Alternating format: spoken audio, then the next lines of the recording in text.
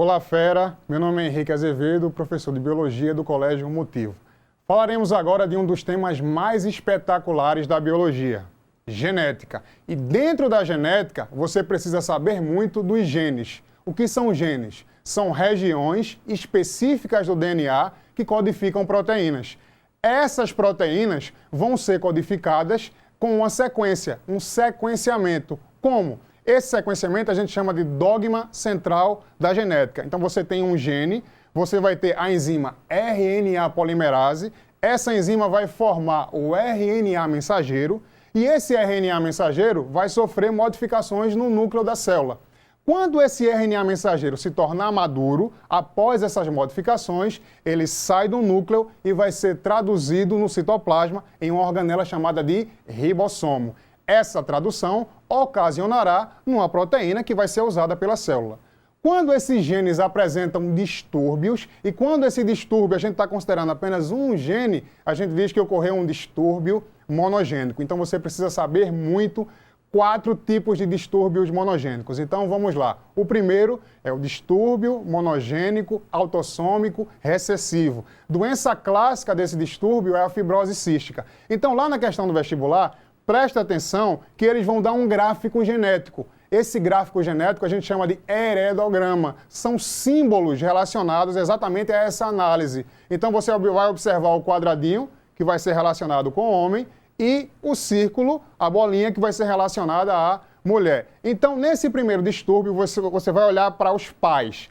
Quando os pais não apresentam a doença e os filhos apresentam a doença, não prevalecendo em um dos sexos, ou seja, a doença vai atacar proporcionalmente homem e mulher, você vai estar diante de um distúrbio monogênico autossômico recessivo. A fibrose cística é a doença mais pedida nesse distúrbio.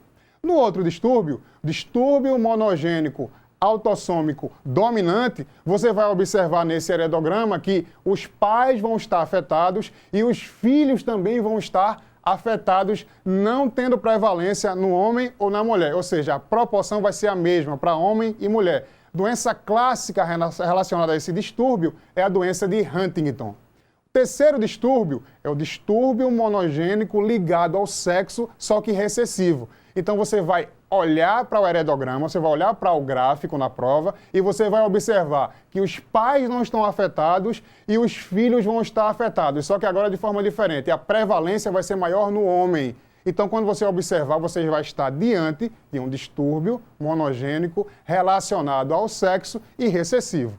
No último distúrbio, que é o distúrbio monogênico sexual dominante, que não é tão comum cair no vestibular, mas pode cair também, você vai observar que os pais são afetados, os filhos também vão estar afetados e vai ter a prevalência em um dos sexos. Uma doença muito clássica relacionada a esse distúrbio é a hipofosfatemia. Nessa doença, o indivíduo ele não possui receptores para o dihidroxicólicalciferol, que é a vitamina D quando ela está ativa, né? Ele não consegue relacionar-se, ele não consegue ter uma interação bioquímica com a vitamina D ativada. Então, presta atenção.